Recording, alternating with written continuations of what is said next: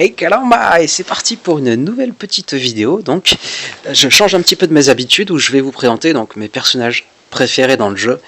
Je vais parler de personnages qui sont des personnages free-to-play, farmables assez rapidement. Et je vous expliquerai pourquoi j'adore ces personnages. Les 5 premiers personnages seront présentés simplement en tant que personnages. Après, je vous présenterai les 15 premiers dans différentes escouades. Donc, nous retrouvons en 20e position de ce classement le bonnet Yoda Hermite. Pourquoi l'Hermite? Parce qu'il est rapide. Il s'adapte bien à des équipes. Moi, j'adore la polyvalence. J'adore les personnages que je peux utiliser dans plein d'équipes. Quand les méta changent, pouvoir adapter. Donc, Hermite, il est rapide, il debuff, il invoque les alliés. Il est très bon en raid, mais aussi dans plusieurs teams, les teams Jedi. Ou même en soutien en 3v3 à ce bon Memphis. Donc j'adore ce personnage, très polyvalent, très fort. 19e position, nous retrouvons ce bon Boba Fett.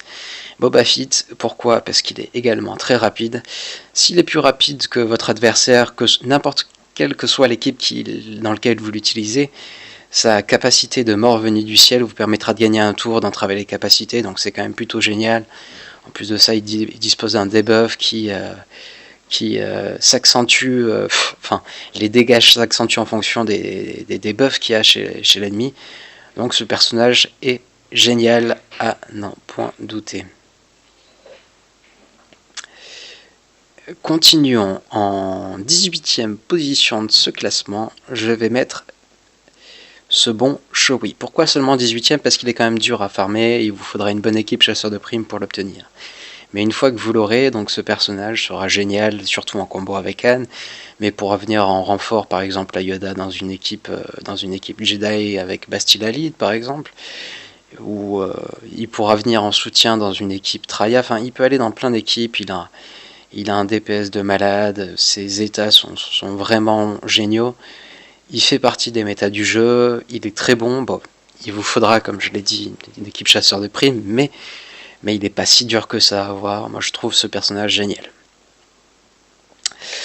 Donc, nous allons passer à la 17e position de ce classement. Et seulement 18e, il pourrait être mieux, mais je mettrai donc BB8. BB8, pourquoi? Parce que c'est un des personnages les plus rapides du jeu, parce qu'en soutien à Rey, il est juste génial, mais aussi il peut venir en soutien à une équipe de Droid où il va apporter un véritable buff en vitesse grâce à sa capacité que vous voyez ci-dessous. Voilà, c'est ça. En raid, il est juste génial pour le cap principalement, mais aussi sur le H-Site, phase 1, même phase 3, il fait des super scores. Donc, seulement à la position de, j'en suis quoi, 18e? Non, 17e? 17e, c'est ça. Seulement 17e, pourquoi? Parce qu'il aura vraiment besoin d'être avec Rey pour scorer ou d'être avec une équipe droid. Mais personnage génial qu'il faut vraiment compter dans son stuff. Alors ça va faire jaser, j'imagine, je le place seulement en 16e position. Mais je m'expliquerai. En 16e position, nous retrouvons donc ce bon Dark Nihilus. Pourquoi? Pour son annihilation qui est géniale. Il est génial. Cependant, c'est pas un personnage qui est très rapide. Son drain d'énergie est super, retarder les capacités. Son attaque principale aussi est géniale. Elle vous permettra donc de faire des debuffs et donc de contrer beaucoup de teams. Mais il aura besoin d'être accompagné, alors que ce soit avec Nihilus, Traya ou sous l'Empereur, il aura besoin d'avoir un bon lead. Même avec un Rex lead, ça peut passer. Ce personnage est génial, mais il vous faudra l'accompagner et surtout booster sa vitesse si vous voulez qu'il fasse des bons scores. Sinon, il est trop lent pour espérer faire quelque chose. Et c'est pour ça qu'il est seulement 16e. Parce qu'il a besoin d'être accompagné pour réussir à faire des perfs et qui ne sert pas énormément en raid. Voilà, nous allons donc passer maintenant à la 15e position de ce classement, et donc à présent je vais vous présenter les personnages dans leur équipe. Et on retrouve en 15e position, aussi fou soit-il, Logray. Pourquoi Logray? Parce que Logray me fait triper. Une équipe Ewok avec Logray peut en vaincre des tas. Ça peut vaincre du Kylo, ça peut vaincre du Phoenix, ça peut vaincre du Luke, ça peut vaincre de l'Empereur Lead, ça peut vaincre plein de teams grâce à sa confusion de masse. Si votre Logray est assez rapide ou assez bref grâce à l'équipe Wicked qui accélérera sa jauge de tour, sa capacité d'hypnose qui ne peut être esquivée infligera une confusion de masse. Et la confusion de masse est vraiment quelque chose de très important sur le jeu. Moi, j'adore ce personnage. Il est génial. Il est vraiment génial. S'il est rapide, les Ewoks sont surprenants. Les Ewoks peuvent venir à bout d'énormément de teams. Et c'est pour ça que je le classe à cette position. Mais en plus de ça, les Ewoks peuvent faire des super scores phase 2 grâce à tous les buffs qu'ils infligent. C'est vraiment une des équipes les plus fun du jeu à utiliser. C'est super fun. Et c'est terriblement efficace. Donc, c'est pour ça qu'il se retrouve à la 15e position de ce classement. 14e, nous retrouvons ce bon Rex. Pourquoi ? Parce que sans même un Zeta, Rex a un lead qui est génial. Il pourra s'adapter, il pourra donner de la vitesse à des personnages comme Nihilus, Wampa, qui feront du DPS, qui permettront de tuer. Mais donc c'est clairement un lead à ne pas négliger. C'est un personnage, c'est un lead, c'est un debuff. Seul problème, il est très faible. Il est très faible. Mais en plus de ça, il est très rapide. Il est très rapide et donc, même s'il meurt, après il continuera à donner ses buffs à l'équipe. C'est ça qui est très important. Si votre Rex est plus rapide que le lead d'en face, dans plusieurs combinaisons, il pourra vous permettre de faire des super perfs. Et même si je prends la dernière équipe que j'ai mise ici, il pourra vous permettre de faire des super scores sur la phase 2 du H-Site. Donc en voilà pour la 14e place de ce classement. Et nous retrouvons pour la 13e place ce bon Général Kenobi. Général Kenobi, je l'adore parce que c'est un des meilleurs tanks du jeu. Il va prendre l'aggro. Il va prendre l'aggro à des moments un petit peu intempestifs. Il debuff, il invoque tous les alliés. Enfin, c'est vraiment un super personnage dans plusieurs combinaisons. En plus, avec l'arrivée donc des buffs sur la République Galactique, il est encore meilleur en 3v3 avec Anakin et Ahsoka par exemple. Donc il fait partie de la méta Revan, il fera toujours partie du jeu pour bien longtemps. Personnellement, c'est un personnage que j'aime utiliser parce qu'il est fun. Malgré le fait qu'il soit tank, il est pas si lent que ça. Si jamais vous le buffez bien en ténacité, en défense, il fera des merveilles. Enfin, j'adore utiliser ce personnage. C'est vraiment one of my favorites. Donc, nous allons maintenant passer à la 12e position avec ce bon Yoda. Ce bon Yoda, pourquoi ? Parce qu'il est incroyablement rapide, parce que son lead peut être efficace aussi, parce qu'il fait partie donc des nouvelles teams République Galactique, il fait partie de la team Yoda. Il peut être utilisé dans plein de combinaisons avec Revan lead, Bastila lead, que ce soit en lead lui-même ou avec Qui-Gon lead. Il peut être utilisé dans plein de combinaisons, il a un DPS qui est monstrueux, il a une vitesse qui est monstrueuse. C'est un personnage sur lequel il faut clairement compter. C'est un des personnages qui est tellement rapide que vous pouvez même vous permettre d'utiliser de le modder en attaque, de même mettre sa flèche en attaque. Il restera tout de même un très bon personnage. Ce personnage est génial. Il a un DPS qui est monstrueux, qui peut one-shot plein de personnages. En raid, il fait des super scores, que ce soit si vous avez Revan lead, mais aussi avec Bastila lead. C'est quelque chose de génial. Et son Zeta, oh là là, son Zeta est merveilleux. Son passif, j'entends bien par là. Maintenant, nous allons passer donc au prochain personnage qui est ce bon Bossk. Pourquoi si haut ? Parce que seulement avec un Zeta, il fera de votre team chasseur de primes quelque chose de monstrueux. Et même son deuxième Zeta est monstrueux dans plein de combinaisons. Même en soutien, il peut être un super personnage. Tuer un Bossk lead, c'est très très contraignant. Parce que c'est très résistant. parce que ça invoque les alliés. Son lead est merveilleux, j'adore son lead, qui vous apportera donc de la ténacité, qui vous apportera de la protection en plus. Il est très dur à tuer, son contrat est assez simple à débloquer. Donc un seul Zeta vous permettra d'avoir une excellente team chasseur de primes. Une team chasseur de primes qui pourra un peu scorer sur la phase 2 du Red Seat. Donc c'est un bon lead.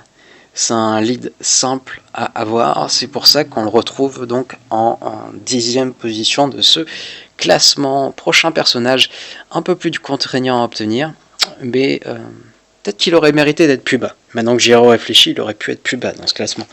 Mais on retrouve donc ce C3PO. Pourquoi C3PO? Parce qu'il incarne la polyvalence.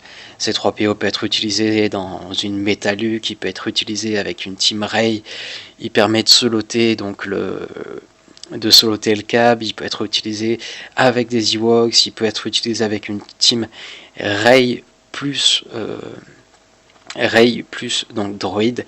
C'est un personnage incontournable. Il est un petit peu difficile à obtenir, mais si vous l'obtenez, il peut être utilisé dans plein de combinaisons différentes et moi j'adore ça. Les personnages que vous pourriez prendre d'une équipe et le mettre dans une autre, c'est simplement génial. C'est ce qui vaut donc à ce bon C3PO, donc la 9e position de ce classement. Et maintenant, suspense, roulement de tambour, nous allons attaquer la 8e position de ce classement où nous retrouverons le Wampa, parce que le Wampa est génial, il perfore en raid, il inflige la confusion de masse, très importante la confusion de masse, qui permet de venir à bout d'équipes comme Luke, comme les Phoenix, comme le Premier Ordre, comme l'Empereur. Si il est bien accompagné, il peut faire des carnages. S'il a le temps donc d'augmenter son attaque principale. Et en plus de ça, c'est vraiment un personnage polyvalent, donc c'est un personnage que vous pourrez mettre un petit peu partout, il fera des super scores.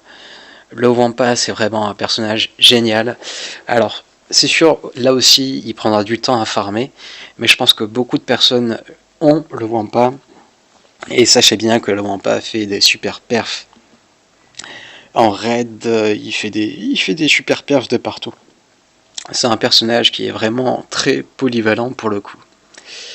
Donc maintenant, nous allons passer donc à la 7e position de ce classement. Et j'ai décidé de mettre Han Solo à la 7e position. Pourquoi? Surtout pour l'avantage qu'il vous donne en début de tour. Han dispose d'un tour bonus. Et son DPS est tel qu'il peut déjà, s'il accompagnait de Chewie, détruire un personnage en début de tour, mais surtout il donnerait une incapacité sur un personnage. C'est très important en début de tour. Par exemple, il peut stun un Tron, il peut stun un personnage très important comme un Fisk, il évitera une confusion de masse. Son utilisation, il peut être dans plein de teams, dans les teams Vauriens, dans les teams Luke surtout, mais vous pouvez le voir, il peut être utilisé dans plein de combinaisons différentes. C'est un personnage très simple à farm, étant donné que vous l'avez sur le Rancor, qui a un DPS qui est monstrueux. Si vous regardez ses capacités, enfin, avec un double dégâts critique, il fait un carnage. En plus de ça, il est pas si lent que ça, il peut vraiment faire des très grosses perfs. C'est une team qui, si utilisée dans une Métaluc, peut même battre un Revan, battre très simplement des Traias, et c'est un excellent personnage. L'avantage qu'il donne en début de tour, et même posé en défense, sachant qu'il peut attaquer n'importe qui, il se moque de la raillerie en début de tour, c'est un personnage qui est génial. Sachez-le, il est génial. Donc maintenant, en 6e position de ce classement, nous allons retrouver Kylo SM. Kylo sans masque. Pourquoi? Parce que, comme pour Bossk, il suffit d'un Zeta pour avoir une très bonne team qui peut faire des super scores en attaque. Et même, donc on le retrouve encore aujourd'hui avec son zeta passif qui lui permet d'avoir l'aggro en début de tour. Il peut permettre de battre des Darkraven avec Malak. Pour moi, c'est un des personnages incontournables du jeu. Il est super facilement farmable. Et aussi, je l'ai mis aussi haut dans ce classement. C'est vrai que c'est contestable parce que j'adore son vaisseau, tout simplement. En l'occurrence, on voit plus son vaisseau avec la méta Faucon, mais son vaisseau est très rapide, vous permettra de faire des stuns assez rapidement. Son attaque se charge pour vaincre des vaisseaux comme le vaisseau de base qu'il ne faut pas oublier. Donc le personnage est pas trop lent, on va dire. Quoique si, quand même, il est assez lent. Mais sa capacité de halt est juste géniale, dissipe toutes les améliorations. Stun pour 2 tours, et ce tous les 3 tours, et ce sera tous les 2 tours si vous l'accompagnez de l'officier du premier ordre. Donc c'est un bon tank. Sa jauge de tour s'augmentera avec son lead. Mais vous pouvez l'utiliser donc aussi dans d'autres teams où il interviendra juste comme tank. On pourrait même l'envisager, le voir comme tank dans une équipe Luke. On peut l'envisager dans plein d'équipes. C'est toujours un personnage qui embête, qui contraint. Et c'est ce qui lui vaut donc la 6e position de ce classement.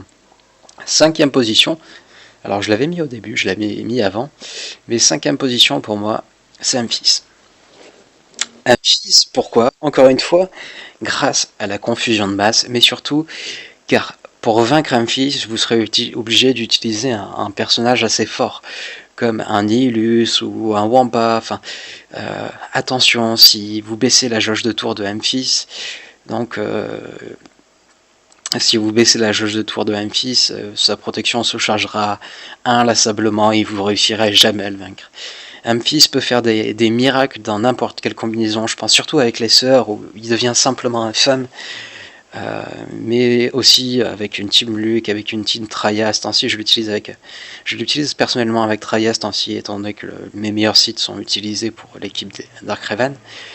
Mais avec les Vauriens, il fait aussi des miracles. Dans n'importe quelle team où vous mettrez donc ce bon Amphis, cette bonne Amphis, elle fera des miracles. Et en 3v3 aussi, c'est vraiment très dur, très contraignant.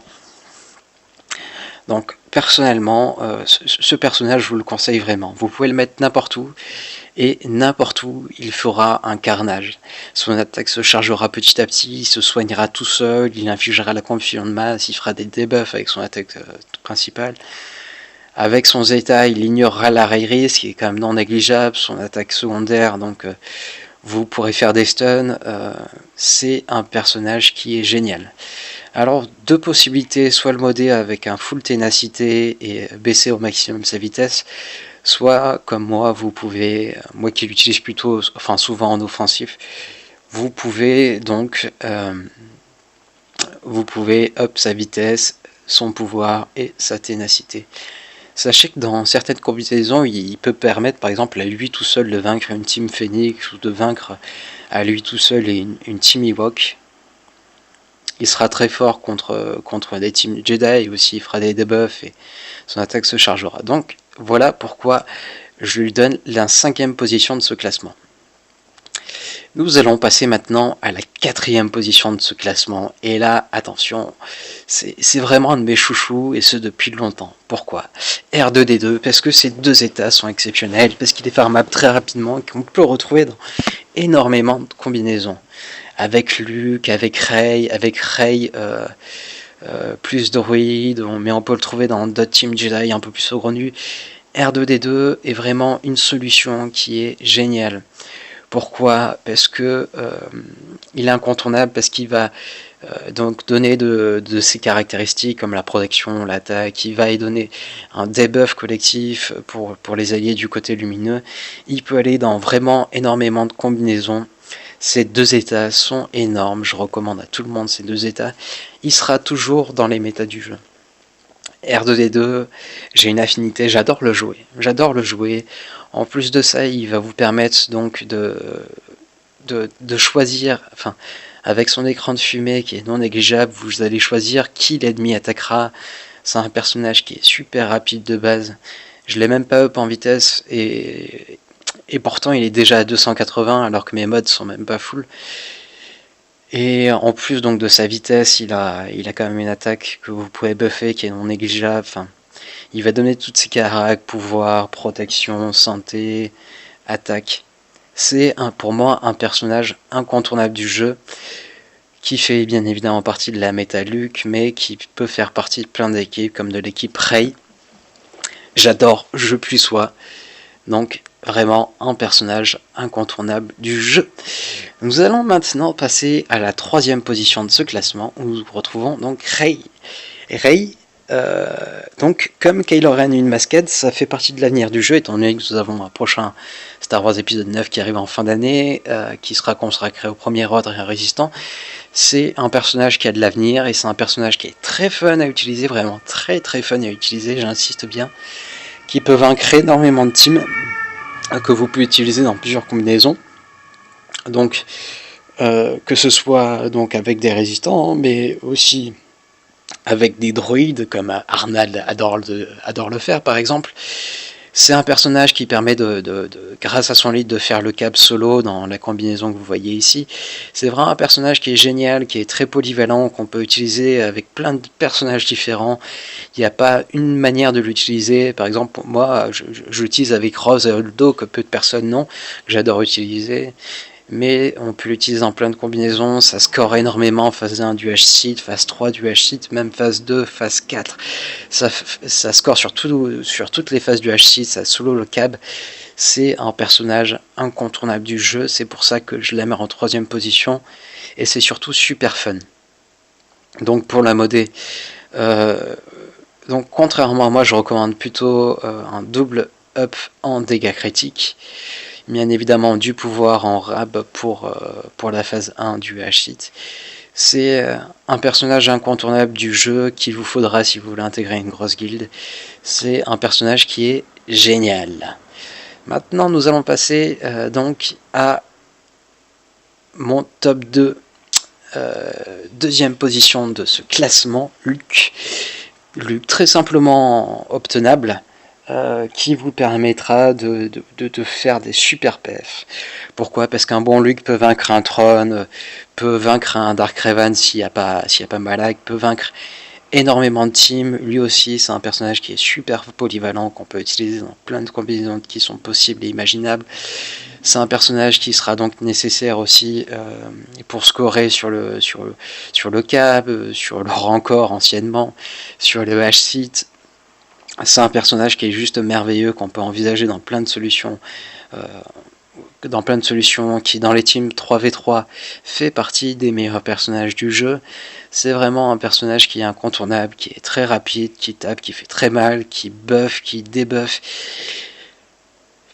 J'adore l'utiliser. Personnellement, alors moi je l'ai buffé, j'ai rajouté de la vitesse, des dégâts critiques, de l'attaque, mais vous pouvez imaginer un double buff en